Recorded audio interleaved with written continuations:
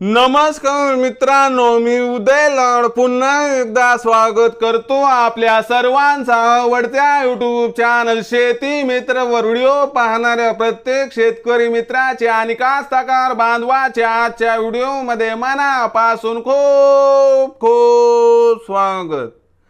मित्रांनो, thumbnail पाहितलं, title वाचलं होय मित्रांनो, सामान्य कापूस उत्पादक कास्तकार बांधवांचा सर्वात महत्वाचा सवाल, काय देशांतर्गत बाजारामध्ये आता कापसाच्या भावात तेजी येण्याची शक्यता 100% संपली?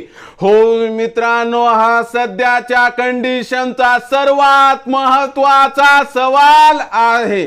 काय देशांतर्गत बाजारामध्ये आता कापसाच्या भावात तेजी येण्याची शक्यता या ठिकाणी 100% संपली?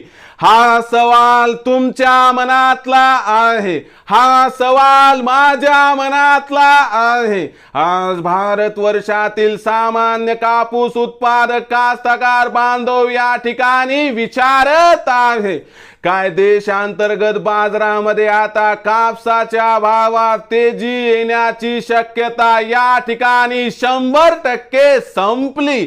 या प्रश्नाचं अचूक उत्तर जाणून घेण्यासाठी आपण सर्वांनी हा व्हिडिओ आता सुरुवातीपासून शेवटपर्यंत पाहावा।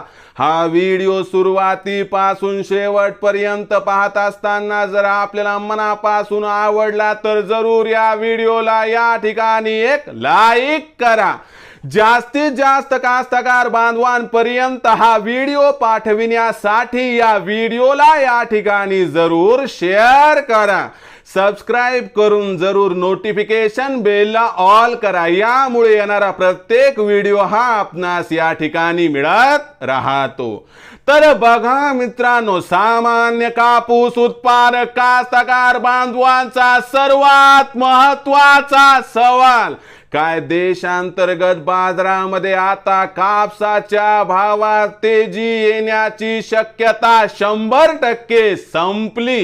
या प्रश्नाचं अचूक उत्तर जाणून घेण्यासाठी सध्या देशांतर्गत आणि आंतरराष्ट्रीय बाजारामध्ये काय आहे कापसाची बाजारभाव पातळी, सध्या देशांतर्गत आणि आंतरराष्ट्रीय बाजारामध्ये काय आहे कापसाची मागणी पुरवठ्याची स्थिती, आणि या सर्वांचा परिणाम भविष्यात कापसाच्या भावावरती कसा होणार?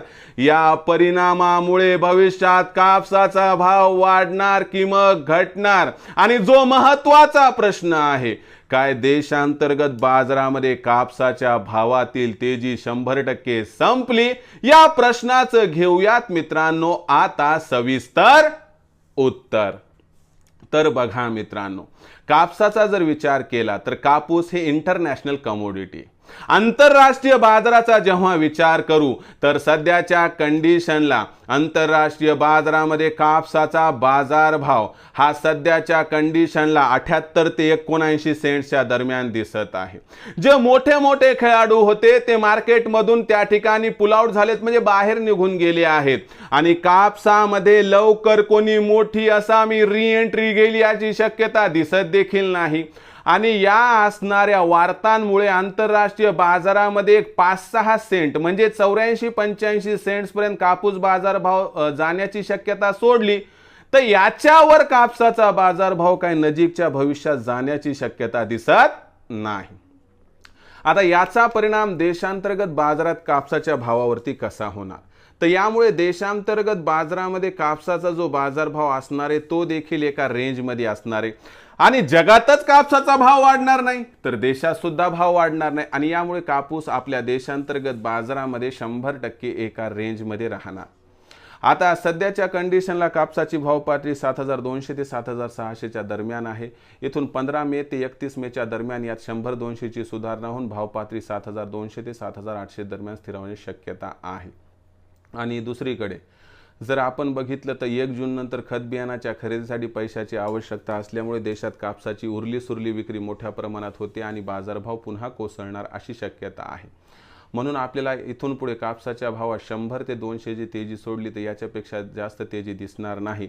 आणि 100 रुपयाच्या तेजीला जर आपण तेजी त्या प्रमाणात मानत नसाल तर लक्षात घ्या मी काय सांगतोय की कापसाच्या भावातील तेजीची शक्यता सध्या तरी 100% संपलेली आहे असं म्हणायला हरकत नाही. आता 1 जून नंतर कापसाचे भाव घसरणार, मग विक्री कधी आणि कशी करावी?